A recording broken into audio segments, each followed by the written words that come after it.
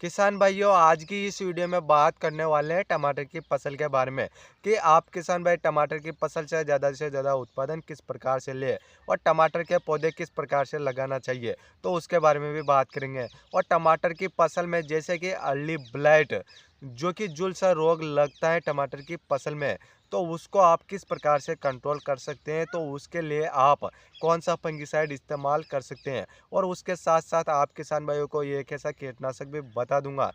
जिससे कि जो आप कीट लगती हैं, इल्ली लगती हैं या फिर मच्छर लगते हैं, तो उनको अच्छे से कंट्रोल कर सकते हैं। तो आप किसान भाइयों को यह वीडियो बहुत ही अच्छी प्रकार से देखना है। आज जितने भी किसान भाइयों ने टमाटर की खेती लगा रखी है और टमाटर की खेती में जो कि अर्ली ब्लाइट जो कि वह रोग ऐसा आता है जिससे कि टमाटर के पौधे के जो पत्तियां हैं तो वो उसमें जो कि धब्बे दिखना शुरू हो जाता है, जिससे कि बहुत ही ज़्यादा जो कि रोग फैल जाता है कंट्रोल नहीं करते हैं। तो आप किसान भाइयों को समय से पहले जो कि उस रोग को अच्छे से कंट्रोल कर लेते हैं, तो आप किसान भाई टमाटर की खेती से आगे जाकर जो कि अच्छे से पैदावार ले सकते हैं। क्योंकि बहुत सारे किसान भाइयों को नॉलेज और जानकारी नहीं रहता है, जिसकी वजह से जो कि उन किसान भाइयों की टमाटर की फसल में रोग और कीट भी देखने को मिलते हैं, जिससे कि उन किसान भाइयों को जो टमाटर की फसल से जो कि पैदावार में जो कि ज़्यादा से ज़्यादा नुकसान देखने को मिलता है। और उनके जो टमाटर होते हैं वो मार्केट में अच्छे रेट में भी नहीं बिक पाते हैं। तो आप किसान भाइयों को बहुत ही अच्छी प्रकार से जो कि टमाटर की देख रेख करना है,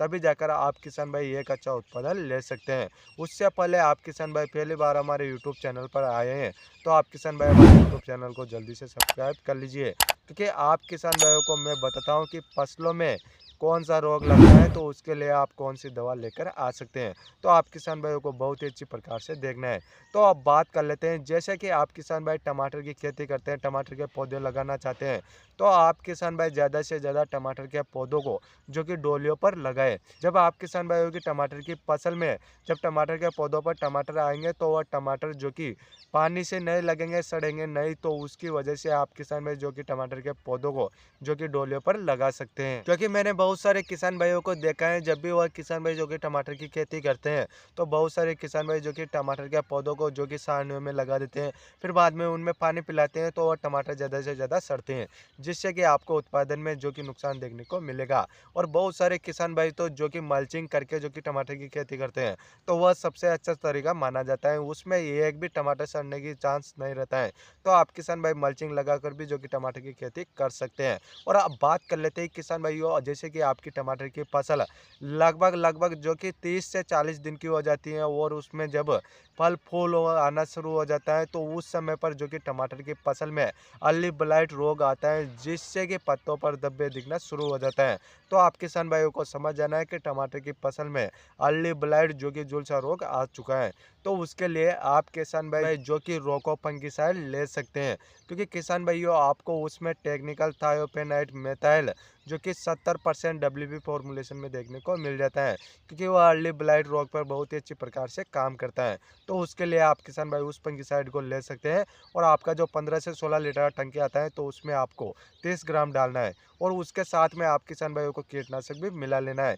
जिससे कि जो कीट है, इल्ली है, वह भी अच्छे से कंट्रोल हो जाएगी। तो उसके लिए आप किसान भाई जैसे कि मोनोक्रोटोफॉस जो कि 36% एसएल फॉर्मुलेशन में जो कीटनाशक आता है, तो आप किसान भाई उस कीटनाशक को ले सकते हैं। 15 से 16 लीटर का टंकी में आप किसान भाइयों को जो कि 30 ml डालना है। जब आप किसान भाई इन दोनों को अच्छे से मिक्स करके और इन दोनों के साथ में आपको किसी भी प्रकार का गोंद या चिपको मिला लेना है, फिर बाद में आपको जो कि अपनी टमाटर की फसल में स्प्रे कर देना है, जिससे कि आपकी टमाटर की फसल में रोग भी अच्छे से कंट्रोल हो जाएगा और इल्ली भी अच्छे से कंट्रोल हो जाएगा। उसके साथ साथ जो मच्छर लगे हुए हैं काले हरे सभी, वो अच्छे से कंट्रोल हो जाएंगे। तो इस प्रकार से किसान भाइयों को आपको स्प्रे कर देना है, और आप किसान भाई जो कि टमाटर की खेती से आगे जाकर अच्छे से उत्पादन ले सकते हैं। तो इस प्रकार से किसान भाइयों मैंने आपको टमाटर की खेती के बारे में बता दिए हैं कि टमाटर की फसल में कौन सा रोग लगता है, तो उसके लिए कौन सा फंगिसाइड डाले और कौन सा कीटनाशक डाले। तो आप किसान भाइयों को मैंने टमाटर की फसल के बारे में A to Z जानकारी दे दी है। और यह वीडियो ज़्यादा से ज़्यादा किसान भाइयों को शेयर कर दीजिए,